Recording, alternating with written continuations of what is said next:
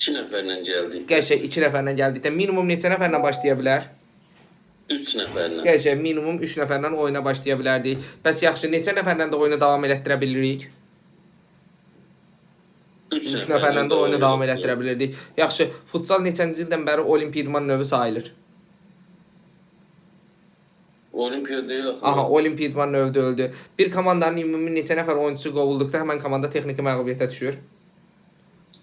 12 nəfər. Aha, 12 nəfəri qovulduqda. Qırmızı kart alan oyunçunun yerinə neçə dəqiqə sonra oyunçu girməlidir? 2 dəqiqə. Aha, 2 dəqiqə sonra özü girirdi, başqası girirdi.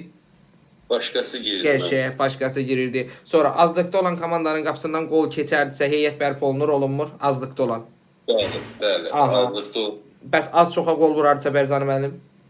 Xeyr. Aha, mütləq şəkildə gözlənilirdi.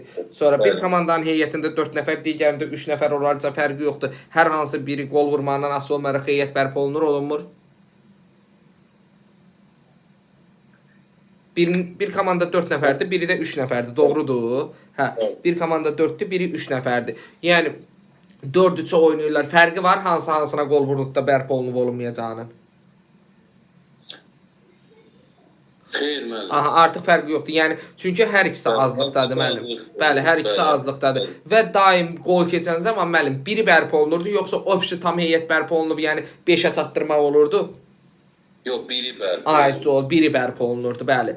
Sonra gələk nəyə? Hakimdən icazəsiz topu dəyişdirmək olar?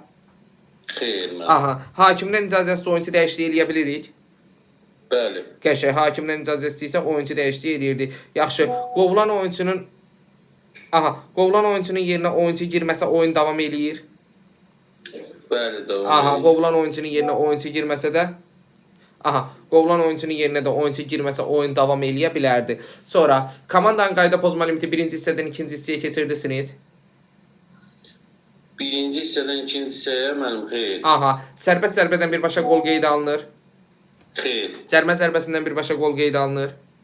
Bəli. Sərbəst zərbəni yerinə yetirən oyuncu topa heç kəs toxunmadan yenidən özü ikinci toxunuş eləyərdisə ayağı ilə oyun hansı zərbə ilə bərpa olunurdu? Sərbəst zərbə. Rəqibin lehinə. Lehinə. Təşəkkürlər.